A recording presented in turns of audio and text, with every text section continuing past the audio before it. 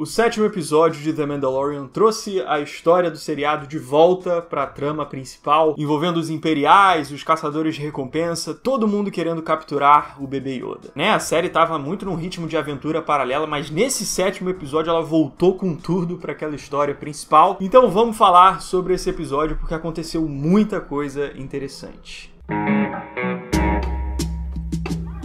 E aí, meus amigos, tudo certo com vocês? Primeiramente, boas festas de fim de ano pra todos vocês. Desejo muita paz e harmonia aí pra todos vocês. Mas enfim, se você for novo aqui no canal e quiser se inscrever, é só dar um cliquezinho aqui embaixo. Se também puder deixar aquele gostei, ó, eu agradeço demais. É um bom Feliz Natal que você deseja pra mim. E caso você queira me seguir lá no Instagram, o link também tá aí na descrição, beleza? Então, vamos falar desse 7º episódio aí e, como sempre, com spoilers, porque eu quero realmente comentar detalhes da história, beleza? Então, estejam avisados. Vamos lá, no início do episódio, o Greef Karga manda uma mensagem para o Mandaloriano, propondo uma aliança entre eles, para que eles dois derrubem juntos aqueles ex-imperiais que querem caçar o bebê Yoda, porque os imperiais estão impedindo a ação da guilda de caçadores de recompensa do Greef Karga, por isso que ele quer uma aliança ali com o Mando. O Mandaloriano sabe, obviamente, que o Greef Karga não é nem um pouco confiável, principalmente depois que ele tentou tomar o bebê Yoda à força. Mas acontece que o Mandaloriano não tem muitas opções nesse caso, porque nos últimos episódios a gente viu como ele não conseguiu fugir das ameaças dos caçadores da guilda. E aí tem uma reflexão interessante sobre a narrativa da série aqui. O fato dos episódios anteriores serem aventuras paralelas à trama principal da série mostrou como o Mandaloriano estava tentando se distanciar daquele ambiente dos ex-imperiais, dos caçadores de recompensa da guilda. Por isso que esses episódios foram importantes, para mostrar essa tentativa de distância que o Mando tentou tomar. Só que mesmo tentando se distanciar, o Mandaloriano continuou sendo perseguido, o que deixou claro que ele seria eternamente caçado pela galáxia para onde quer que ele fosse. Por isso a gente entende esse desespero dele para acabar tendo que aceitar novamente uma aliança com o Greef Karga, que é um bandido completamente duvidoso, porque naquela situação esse é o único jeito do Mandaloriano tentar encontrar paz no futuro. A gente então vê uma luta da Cara Dune contra um Zabrak, que mostra mais uma vez como a Gina Carano se destaca em cenas de ação, porque é muito maneiro ver ela saindo na porrada. Que muqueta que ela sabe dar. Depois a Cara aceita acompanhar o Mando, porque ela é uma ex-rebelde, ela odeia imperiais, então enfim, ela se dispõe a entrar nesse trampo. E na sequência a gente tem uma cena bem engraçada do bebê Yoda tocando uma zona dentro da Razor Crest, porque ele tenta pilotar a nave. A cena é bem engraçada logo de cara, assim, mas eu preciso te frustrar um pouco se você também achou ela bem divertida, porque na verdade ela tem um significado bem triste ali por trás dela. Eu pelo menos enxerguei dessa forma. Repara que quando o Mandaloriano tá explicando pra Cara que ele precisa levar o bebê Yoda de volta lá pros Imperiais, o bebê Yoda desce ali sorrateiro e escuta a conversa sem ninguém perceber. E é por causa disso que ele tenta pilotar a nave, porque na verdade ele não quer voltar, então ele tenta mudar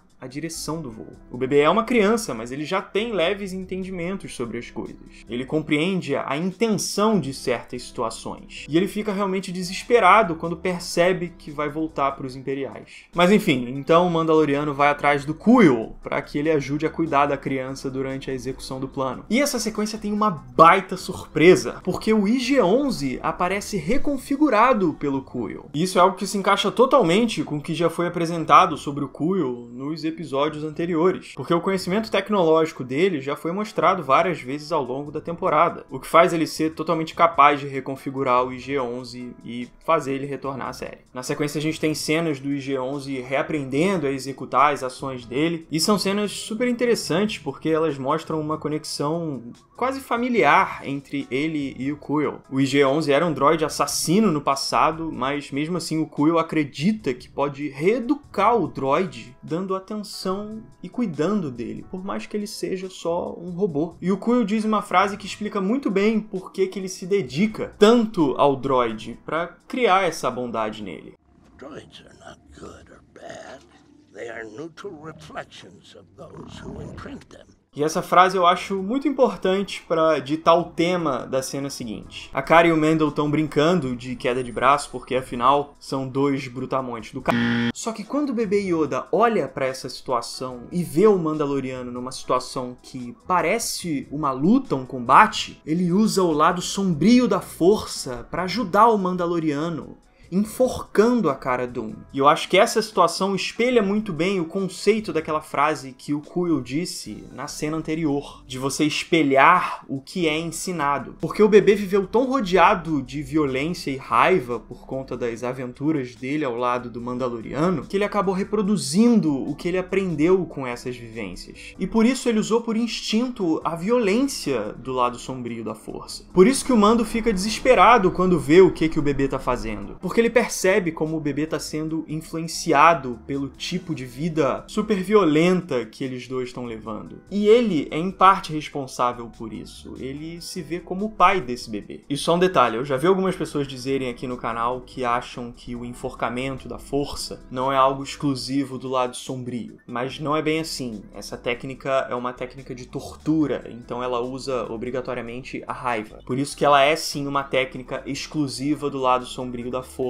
como o próprio banco de dados do site oficial de Star Wars define. Isso é um fato. E na sequência, o encontro com o Greef Karga é uma situação super tensa, porque as intenções dele ficam super misteriosas e suspeitas, principalmente quando ele pega a criança no colo. E grande parte dessa tensão toda desse momento é mérito da Deborah Chow, a diretora desse episódio, porque ela construiu muito bem todo o clima apreensivo dessa sequência. As duas equipes desconfiam umas das outras ali, mas eles começam a andar juntos rumo lá à cidade. Até que, surpreendentemente, do nada, eles são atacados por criaturas voadoras e o Greef Karga acaba se ferindo mortalmente. E é aí que o bebê Yoda novamente usa a força para curar o Greef. Isso mostra como ele usa a força de uma forma super instintiva, justamente porque ele entende as situações ao redor dele, o contexto do que está acontecendo à volta dele. Ele sabia que naquele momento o Mendel considerava o Greef Karga um aliado, e por isso ele foi e curou o Greef. E isso é muito importante pro desenrolar do episódio, porque depois o Greef Karga mata os dois capangas dele e revela que o plano original deles era matar o Mandaloriano e tomar o bebê Yoda pra entregar pros Imperiais. É óbvio, né? Quem não imaginava? É o Greef Karga, gente. O cara é o maior safado da galáxia. Era o tipo de coisa que o Mendel com certeza suspeitava que poderia acontecer, por isso que ele estava demonstrando alguns receios em relação ao Greef, e até por isso que ele juntou companheiros para irem com ele na missão, porque ele sabia que tinha que ter alguém ali na retaguarda dele. Tudo isso porque o Greef Karga é um bandidão e ele sabe disso. Mas ele é um bandidão que tem ainda um pouquinho de sentimentos e consciência, bem pouquinho, porque o fato do bebê ter salvo a vida dele fez ele se sentir em dívida com a criança e assim mudar o plano de entregar ele para os Imperiais. Eu acho essa mudança dele super interessante e até metafórica, porque ela acontece por causa do bebê Yoda, da mesma forma que o próprio Mandaloriano também mudou por causa da criança. E essas mudanças acontecem principalmente porque o bebê é sensitivo à força. E assim ele se conecta com outros seres e pessoas através de experiências da força. Um exemplo, lembra quando o bebê Yoda salvou o Mandaloriano do ataque do Mudhorn? O Mendel mudou de opinião totalmente em relação ao bebê, porque ele compartilhou aquela experiência da força com ele. Ele foi salvo pelo bebê. E é esse tipo de experiência que desperta compaixão nessas pessoas super conturbadas, tipo o Greef Karga, e faz elas mudarem pro bem. Porque como o próprio mestre Yoda já disse, a força une as pessoas e os seres vivos. Its energy surrounds us and binds us. Luminous beings are we, not this crude matter. E o bebê Yoda é um agente que causa essa união. Eu sei que ele também conquista as pessoas porque ele é realmente muito fofinho, mas essa parte da força também é importante. Mas enfim, depois dessa mudança de opinião, o grupo faz um novo plano e eles mandam o Kuiil fugir com o bebê Yoda de volta pra nave, pra não arriscar a vida da criança. E o resto do grupo finge que eles vão entregar o Mandaloriano e o bebê para o cliente, que é a forma como é chamado o personagem do Werner Herzog. Outro detalhe muito legal aí desse episódio é que o Herzog tomou posse do lugar onde o Greef Karga ficava, aquela cantina que vivia cheia companhia de caçadores. Isso é um dos sinais aí que explica por que o Greef Karga quis propor uma aliança com o Mandaloriano, porque ele realmente perdeu o posto dele de comando ali na região por causa dessas ações dos ex-imperiais. E a Deborah Shaw novamente constrói muito bem esse clima de tensão do encontro dos heróis com o cliente, na sequência em que o Mandaloriano fica preso, precisando pegar o blaster, e com o cliente prestes a descobrir que o bebê não estava no transporte dele. Eu fiquei realmente nervoso para ver o que ia acontecer ali na situação. E as minhas expectativas foram completamente explodidas pela Deborah Shaw, porque a presença do Moff Gideon é revelada, e ele manda as tropas dele simplesmente fuzilarem completamente o lugar e tudo que tá lá dentro. O Gideon tem um esquadrão muito maior que o do cliente e também muito mais preparado do que o dele. Repara só como as armaduras dos troopers dele são muito mais brancas e bem preservadas do que aquelas super velhas e manchadas dos troopers do cliente, para mostrar realmente como o Gideon tem um esquadrão muito mais preparado. E inclusive usando Death Troopers, um time de elite de alguns dos melhores soldados do Império. Eu tô bem ansioso para ver esses caras em ação, porque eu sei que eles têm um potencial de combate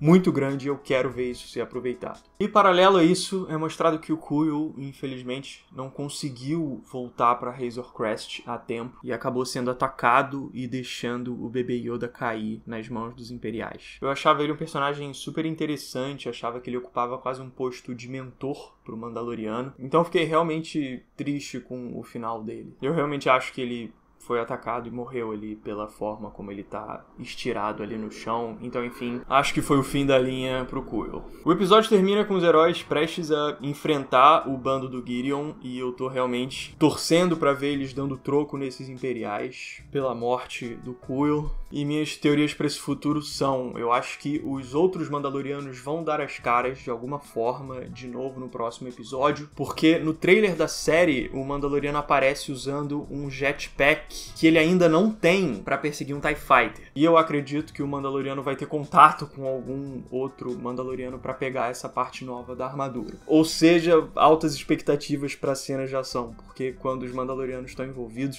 eu espero ver um repeteco daquele final lá do episódio 3, que foi incrível. Então, enfim, gostei muito do episódio, dessa volta dele pra trama central da série, pra resolver logo as coisas que a gente quer ver sendo concluídas e desenvolvidas nessa série. Acho que ele fez as aventuras paralelas anteriores terem sentido, porque o Mandaloriano realmente tentou se isolar da galáxia, mas a gente viu que não deu, cara. Ele tentou durante muito tempo, durante vários episódios, mas no fim ele percebeu que a única saída pra ele era encarar de frente os Imperiais. Então as expectativas estão muito altas pro próximo, pra gente ver esse conflito. Digam aí o que vocês acharam do episódio, se gostaram do vídeo, puderem deixar aquele like, um gostei, eu agradeço muito, me ajuda demais. Se ainda não forem inscritos, convido vocês a se inscreverem aqui também no canal, dá uma olhada na descrição aqui embaixo também, porque lá tem o link para as playlists separadas por tipo de vídeo para vocês assistirem, beleza? Então fico por aqui, a gente se vê na próxima, valeu, show e um abraço!